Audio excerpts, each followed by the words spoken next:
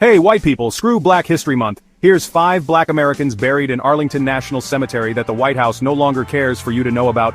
Arlington National Cemetery spans 639 acres, and over 400,000 people are buried here. That's soldiers, family dependents, and even foreign nationals. This is one of the most badass Black American soldiers that you've never heard of. He's one of the first Black pilots in the United States military. He was one of the last living Tuskegee Airmen.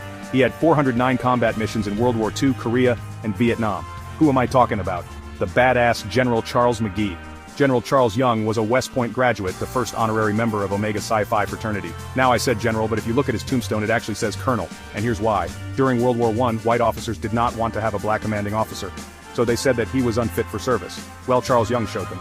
He rode his horse 497 miles from Wilberforce, Ohio to Washington, D.C., and still they said he wasn't fit. However, in 2022, they finally made him a general. The man, the myth, the legend, General Colin Powell, was a soldier in the United States military for 35 years. He did 2 tours in Vietnam, he was awarded the Bronze Star and a Purple Heart. He also became the youngest and the first Black American Joint Chiefs of Staff, and the first Black American Secretary of State. Matthew Henson did 7 polar expeditions in 23 years, but was the first person to ever actually reach the North Pole. He died in 1955 and was buried in New York.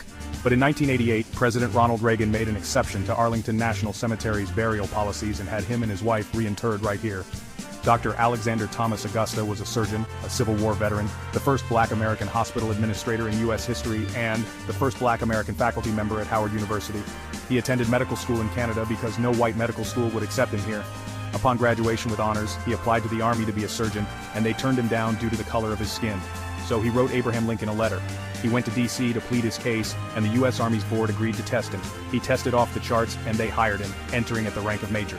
Now most of you don't realize we walked 7.5 miles making this video today. I mean, I know I need the 7.5 miles, but I want you to remember one thing. Black history is American history, and not just an epic February. You just gonna leave me here? Yep. Make short in 9:16 with curious background music.